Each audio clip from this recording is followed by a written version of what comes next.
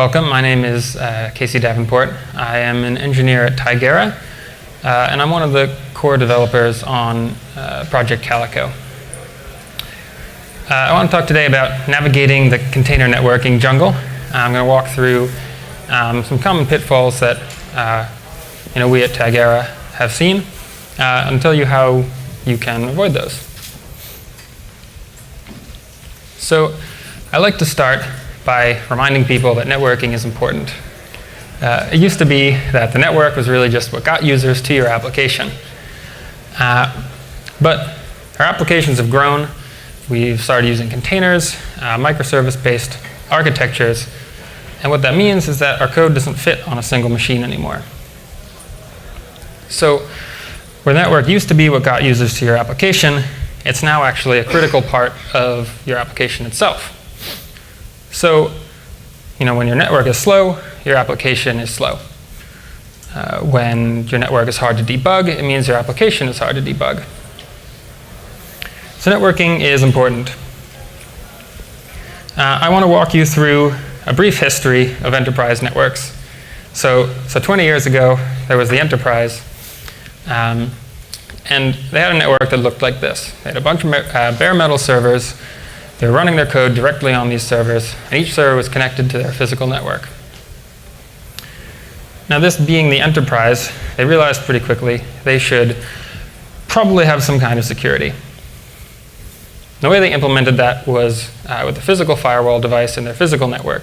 So servers that needed to talk to each other were on one side of this device. Servers that didn't need to talk to those were on the other side of this device. Now, not too long after that, we started virtualizing things. And we switched our workloads from bare metal machines to virtual machines. The thinking at the time was, well, let's do the same thing for the network. So we'll take our real physical network and we'll turn it into a virtual network. So you end up with overlay networks that are separated now not by a physical firewall, but by a virtual firewall. And not too long after that, we got containers. And when we switched from containers, from virtual machines, we did the same thing that we did when we switched from bare metal to virtual machines. We went another layer deep. So we followed the same pattern, and we ended up with something like this. So you've now got container overlays, virtual machine overlays, you have containerized firewalls, you have virtualized firewalls. This is all running over some physical or cloud network.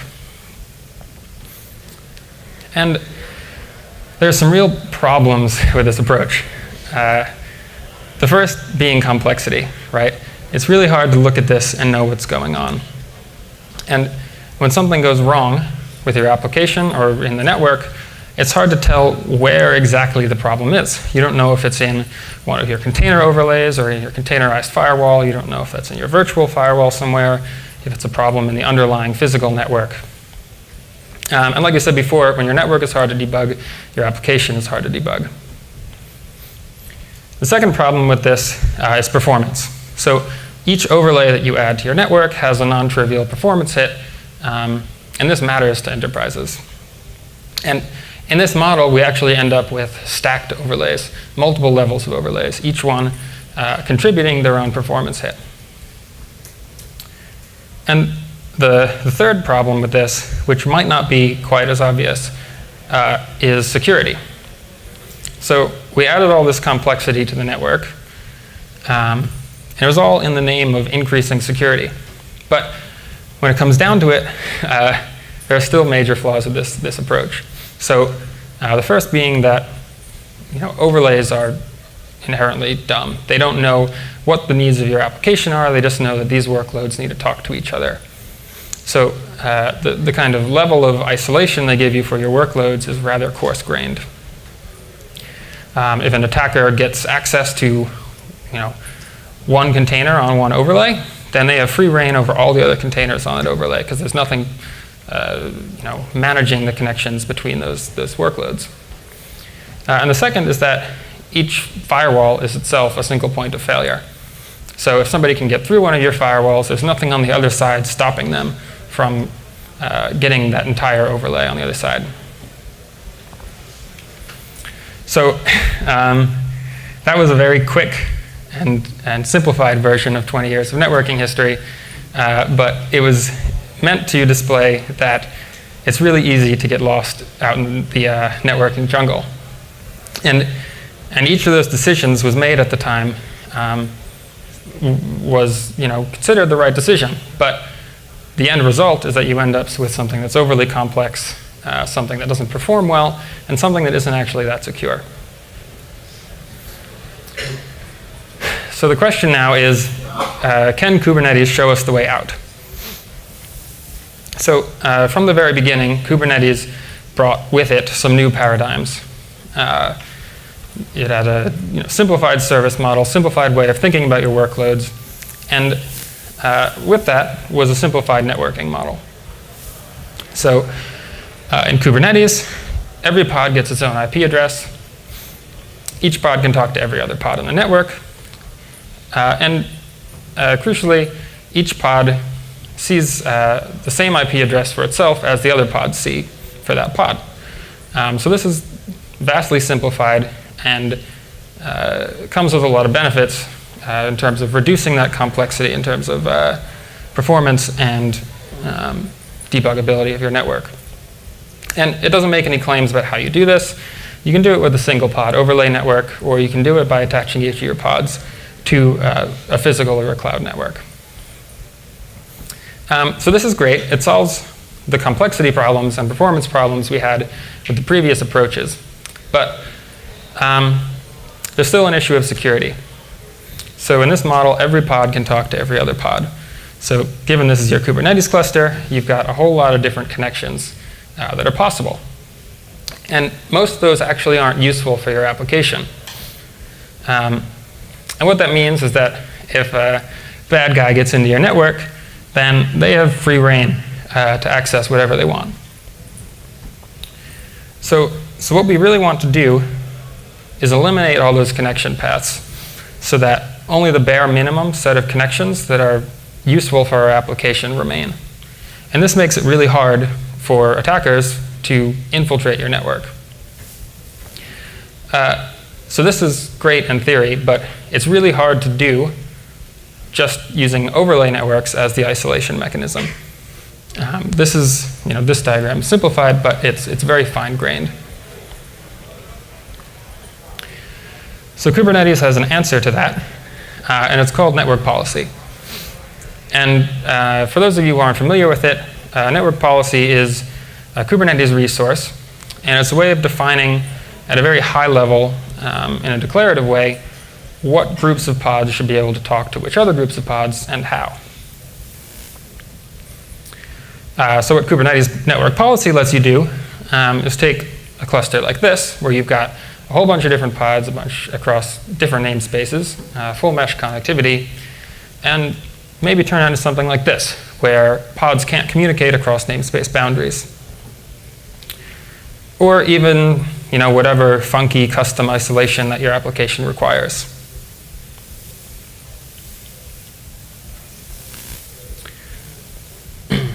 So with that background, I want to walk you through a few user case studies. So these are real Kubernetes users that are deploying workloads in production, and they got lost in the container networking jungle. So I want to tell you about the designs they came up with, and then the resulting architecture once they started using Kubernetes network policy with Calico.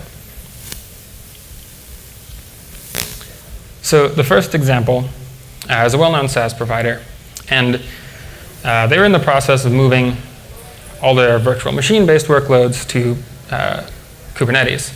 They're running Kubernetes on bare metal. And they had a pretty simple requirement, really, and that's that their development pods, the test pods, and their production pods couldn't talk to each other.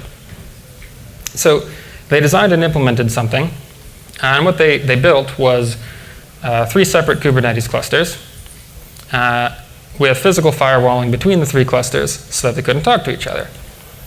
And that looked a bit like this. So you've got a green cluster, blue cluster. Green is your production traffic, and blue is for development. And And you see they've got a physical firewall there separating their physical network so that the two clusters can't talk to each other. And they came up with a couple problems after running with this for a little while. The first was that the pod overlay network was giving them noticeable performance impacts. And this was important to them. And because they had control over their physical infrastructure, it was needless, right? They could just connect these pods directly to their physical network instead. The second problem they were having came from the fact that they were separating these 3 different environments into 3 different Kubernetes clusters. And that meant they were statically partitioning their servers into one cluster or another. So this led to poor resource utilization. So for example, they might have a spike in production traffic that maxed out their production cluster while they still had a whole bunch of free CPU cycles in their dev cluster. And what this meant is they had to over-provision all 3 of those so that they could prepare for the worst case. This was inefficient and costing them money. So they looked for something else. And what they came up with was to combine those 3 clusters into one. So they got rid of the overlay networks, and they moved dev, test, and production into a single cluster with each one in a separate namespace. Once they'd done that, they're now able to use network policy to isolate along namespace boundaries and then even within namespaces to get the isolation that meets their requirements. So after doing that, you get something that looks like this. Flat layer 3 network. All of your workloads are connected to the same physical network, and you're actually using network policy to decide who can talk to who. And just to kind of show what this looks like at Kubernetes level, this is the network policy required to isolate a single namespace. It's about, 25 lines of YAML.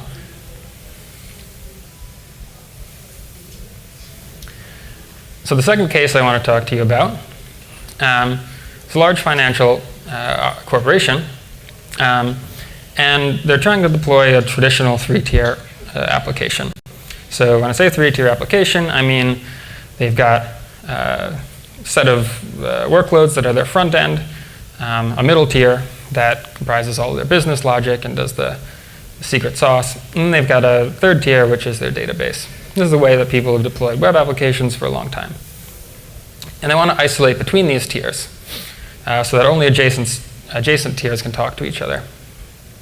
So the way they started to implement this was to use overlay networks to isolate the different tiers. And they weren't using Kubernetes at this point. They were trying to spin their own thing. So this is what they came up with. They have 2 different overlay networks, and based on which tier a container ends up in, they attach it to a different overlay network. And if it needs to communicate with both, then it gets attached to both overlay networks. So they found some problems. The first is that this was really hard to configure. So it was pushing knowledge of their network into their pods. They were having to change their application code to be aware of multiple interfaces in their container, depending on which tier the code belonged to. The second is that when they actually dug into this, they realized, we actually have security requirements beyond what this gives us. So as you can see up here, if somebody gets into one of my green pods, they can talk to anybody on both network overlays, because once again, the overlays have no concept of what your application's requirements are. If somebody gets into my green pod, they can do a full port scan of every pod in my network, because they don't know if my application needs to do port scans or if it's just, a database. So they had to pick something else. And what they ended up with was moving to Kubernetes to manage their containers. And they used labels to differentiate between the 3 different tiers. And once you're using labels, it's really easy to use network policy to separate those tiers. So they allow the traffic that they want based on which label is applied to that pod. And they can go even further and allow only the connections that are required for that application by specifying the exact port and protocols that they expect that microservice to communicate on. So again, this slide looks pretty similar because it's the same solution. They switch to a flat network. Each of the pods gets connected to the network and use network policy to determine who can talk to whom. And again, the network policy required to do this in Kubernetes is dead simple. So they have a front-end policy that applies to their front-end pods, middle tier policy that uses the label selector to select their middle tier pods, and a database policy that selects their database. So I've got one more. So this use case was a large storage provider, and they're already running thousands of bare metal servers without containers in production. And they have really high security requirements. So they were looking to move to containers because they were starting to push the limits of what their cluster could do. And they were trying to come up with a design to move to containers.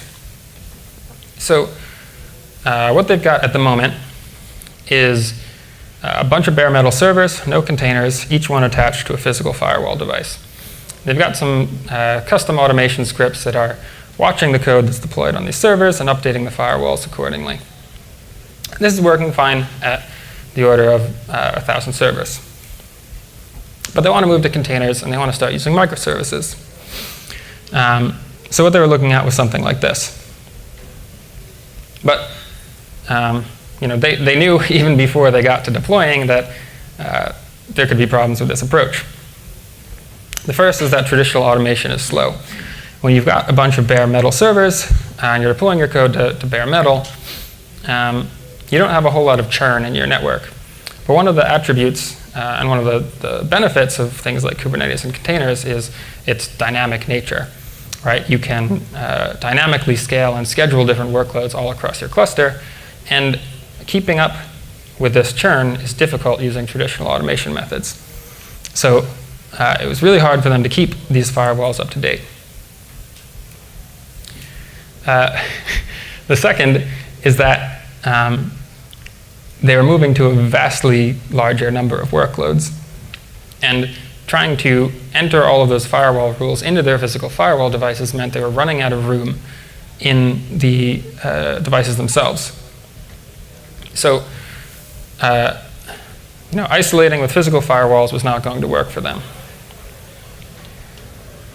So they decided to use Kubernetes.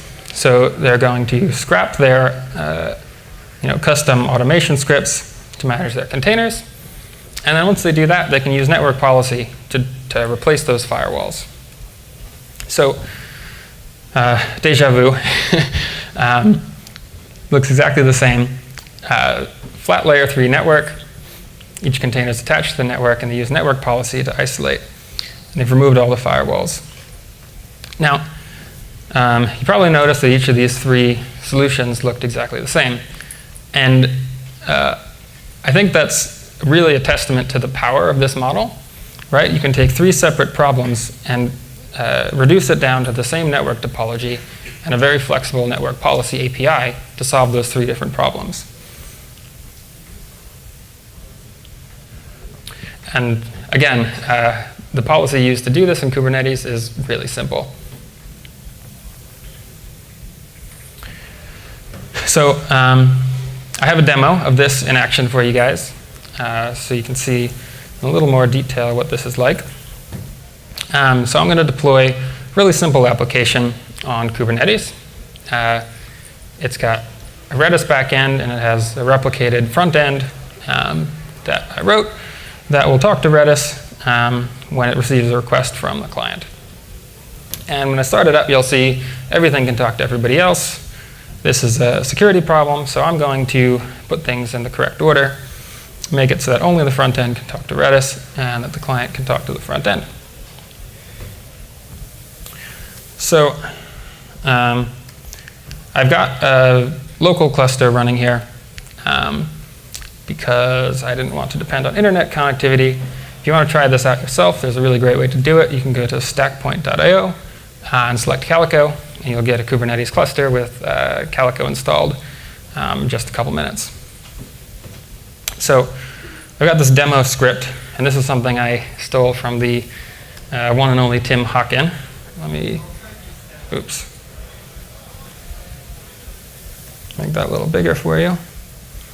So this is running against a real cluster, but allows me to just hit enter, and it'll run the next command for me, so you don't have to watch me type. So you see I have a cluster here. It's running locally. It's got no pods, and it's got 3 nodes. So the first thing I'm going to do is I'm going to install Calico, and I'm going to install kubedns, just some basic networking requirements for the cluster.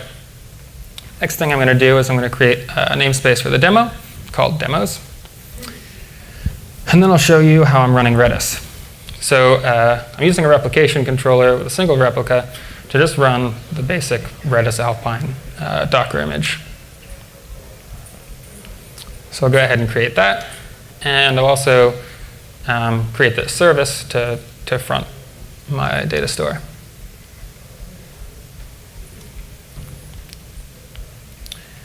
Cool. You can see we've got 1 pod running. So my application's pretty simple. It's a simple Python Flask app. It's going to run on port 80.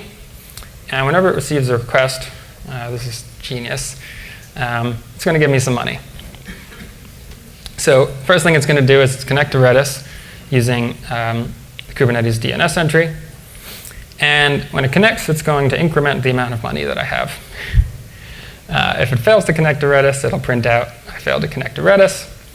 But if it succeeds, then it'll let me know exactly how much money I've made through my ingenious plan. So I've packaged that up in a Docker image called Moneymaker. And I'm going to create that with a replication controller. Setting it to 5 replicas, and I'm labeling them all with this front-end label. And I'll stick a service in front of that so people can get to it.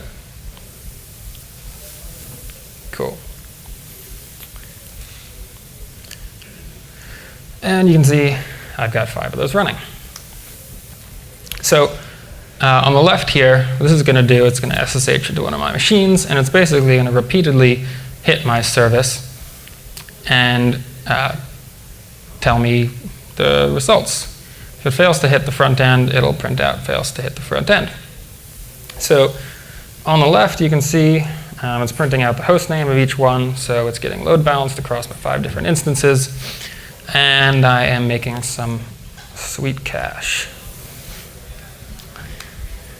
But there's a problem here. So I can SSH in, run the simple Redis Alpine container, and I can set my money earned back down to 0, just like that. So that's not great, and I think about it a bit, and I decide I want to fix that with network policy. So you can see I've got no policy defined at the moment, but I'm going to create some. So the first thing I'm going to do is I'm going to create this Redis policy. And what this does is it uses label selectors to apply this policy to my Redis container. So it selects based on the demo Redis label, and it allows incoming traffic only from the front end and only on port 6379, TCP port 6379. So I'll go ahead and create that. And I'm going to do the same thing for my front end. This policy is a little bit different because I do want users to be able to access it, but I'm going to restrict them to only be able to access TCP port 80, just in case I've accidentally left any ports open in my pod. So I'll create that as well. The last thing I need to do before this takes effect is enable isolation on my namespace. So up to this point, I've just created the policies, but none of them have taken effect. By doing this, I'll be telling my namespace that I want you to only allow traffic that is allowed by network policies in this namespace. Cool. So traffic keeps flowing. Nothing looks any different. However, if I run that same command again, it's using the Redis Alpine container, try to set my money back to 0, nothing happens. So I am protected. And just to show you a little bit more, if I go ahead and delete the Redis policy that's allowing my front end to talk to Redis, then we'll start seeing the front end report that it fails to talk to Redis. It's hitting that default deny policy. And if I do the same thing for my front end policy, we'll see failed to access front end. And if I go ahead and turn off the namespace isolation, we'll see traffic starts flowing again.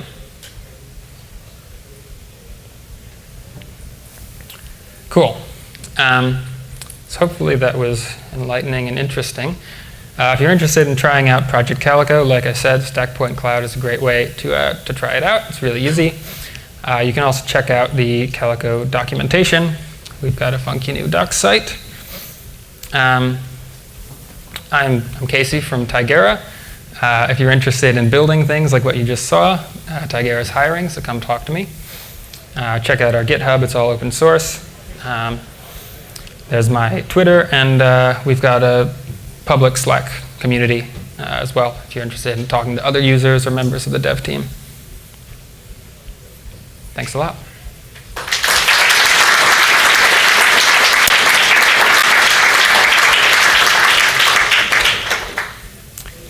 So I think I've got some time for questions. Yes? Support overlapping IPs and multi-tenancy.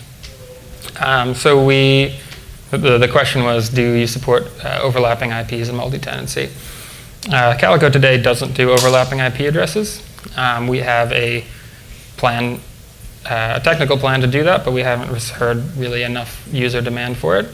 The way someone would do multi-tenancy in a Calico deployment would be through this network isolation. And in Kubernetes, you can use services to abstract IP addresses really easily.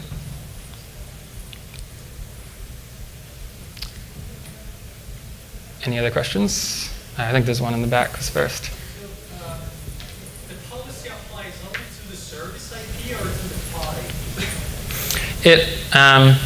It applies to the pod, but traffic that gets to the pod through a service or through the pod's IP address will both hit the same policy. So it doesn't matter if you're using the service or using the pod IP directly. More questions? Yes? Does it block ICMP? Is it one layer? Yeah, so it will block ICMP if you don't specify yeah, it will. You can also specify TCP or UDP ports, but yeah. Does Calico do something special about the north-south, like support the English load balancer, or is that independent of Calico? So the question was, does Calico do anything north-south with respect to the ingress load balancer? You can apply policy on traffic that is coming from one of your ingress load balancers. And if you're running, for example, a ingress controller, you can apply policy on traffic from that. The Kubernetes spec itself doesn't, at the moment, talk about traffic external to Kubernetes in the first iteration. But there's discussion in the SIG about, how do we get to that point, or should we get to that point? Hand in the back. So, one thing you mentioned the firewall, comparison to the firewall policies. So, do you think the network policies in Kubernetes are sufficient to express all kinds of network actors? Yeah. So the question was, do you think the network policies in Kubernetes are sufficient to express all kinds of network policy that you might do in a firewall? And I think the answer there is close, but not quite. There are still things you can't quite express in network policies just because of where the spec is at the moment, not because it would be impossible to. For example, there's no way to specify an exact IP match, right? It's just based on labels. gain? What can we expect when moving from overlay to Calico? So in terms of performance gain, what can you expect from moving from an overlay to Calico? It's quite a complicated question. It can be, it depends. Oops. On small application like application. Oh, I mean, on that application, I wouldn't expect a huge difference, right? That was 5 pods. Latency, cross-pod communication on latency between 2 pods is almost the same. Yeah, I mean, unless you are running something a little bit more significant than that, it's not a huge deal. Yes? How do you implement the policies? With quite a bit of code. So the policies are implemented on each host in IP tables. So Calico has a way of taking these centralized Kubernetes policies and distributing them across the cluster and making sure that each host is programmed with the right rules for the workloads that are on it. Can the number of rules explode if you have a large number of containers sharing the same IP space? Yeah, so can the number of rules explode? I mean, you can definitely end up with a lot of rules. We've done both significant performance testing to make sure that when you get to high scale, your performance isn't impacted. There was actually recently a blog post that the Kubernetes guys did on IP tables performance, and it showed at high scale, a couple percent performance impact over bare metal.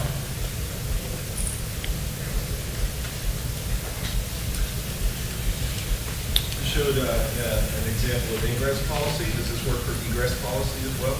It's a good question. So Calico just supports that, but the Kubernetes spec does not yet have a concept of egress policy.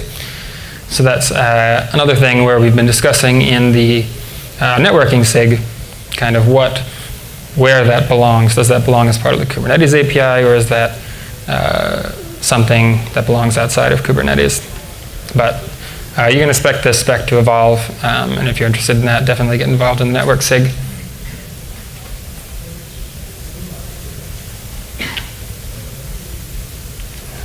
What time do we got?